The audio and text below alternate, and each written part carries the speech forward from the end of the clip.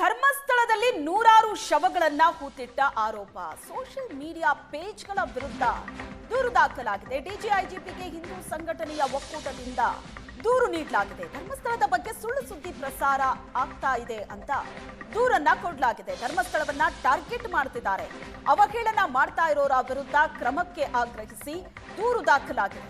August 16ರಂದು ಸಂಘಟನೆಗಳಿಂದ ಧರ್ಮಸ್ಥಳಕ್ಕೆ ಜಾಥಾ ಹಮ್ಮಿಕೊಳ್ಳಲಾಗಿದೆ.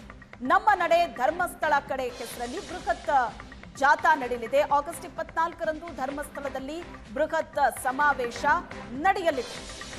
ಸೋಷಿಯಲ್ ಮೀಡಿಯಾ ಪೇಜ್ಗಳ ವಿರುದ್ಧ ಈಗ ದೂರು ದಾಖಲಾಗಿರೋದು. ಧರ್ಮಸ್ಥಳದ ಬಗ್ಗೆ ಸುಳ್ಳು ಸುದ್ದಿಯನ್ನ ಹಬ್ಬಿಸ್ತಾ ಇದ್ದಾರೆ, ಧರ್ಮಸ್ಥಳವನ್ನ ಟಾರ್ಗೆಟ್ ಮಾಡ್ತಾ ಇದ್ದಾರೆ, ಅವಹೇಳನ ಮಾಡ್ತಾ ಇರೋರ ವಿರುದ್ಧ ಕ್ರಮ ಆಗಬೇಕು ಅಂತ ದೂರು ದಾಖಲಾಗಿದೆ ಹಿಂದೂ ಸಂಘಟನೆ ಒಕ್ಕೂಟದಿಂದ.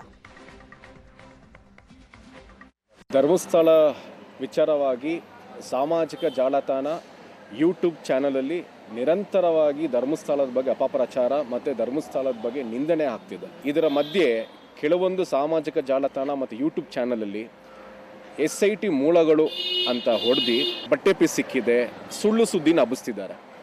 ಮತ್ತು ಇವರ ಮೂಲ ಗುರಿ ನಮ್ಮ ಧಾರ್ಮಿಕ ಕ್ಷೇತ್ರ ಮತ್ತು ಮಠ ಮಂದಿರ. ಈ ಒಂದು ಕೇಸ್ ಇಟ್ಕೊಂಡು ಧರ್ಮಸ್ಥಳದ ಬಗ್ಗೆ ನಿರಂತರ ಅಪಪ್ರಚಾರ ಮಾಡಿಕೊಂಡು ಧರ್ಮಸ್ಥಳದ ಬಗ್ಗೆ ಅವಹೇಳನ ಮಾಡ್ತಿದ್ದಾರೆ. ಇದನ್ನು ಖಂಡಿಸಿ ಹಿಂದೂ ಪರ ಸಂಘಟನೆಯ ಒಕ್ಕೂಟ ವತಿಯಿಂದ ನಿನ್ನೆ DGIG ಅವರಿಗೆ ನಾವು ದೂರನ್ನು ಸಹ ದಾಖಲು ಮಾಡಿದ್ದೀರಿ. ನಿರಂತರವಾಗಿ ಧರ್ಮಸ್ಥಳದ ಮೇಲೆ ಅಪಪ್ರಚಾರ ನಡೀತಾನೆ ಬಂದಿದೆ.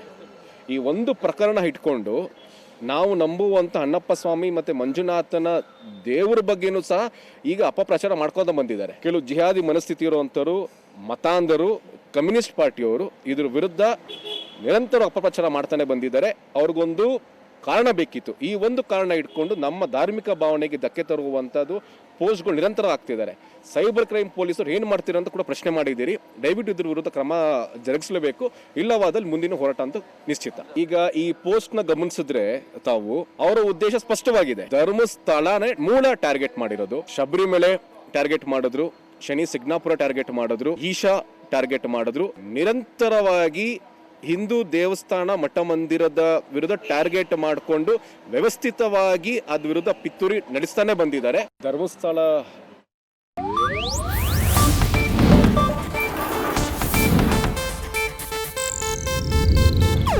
ಇದು ಏಷ್ಯಾನೆಟ್ ನ್ಯೂಸ್ ನೆಟ್ವರ್ಕ್ ಪ್ರಸ್ತುತಿ.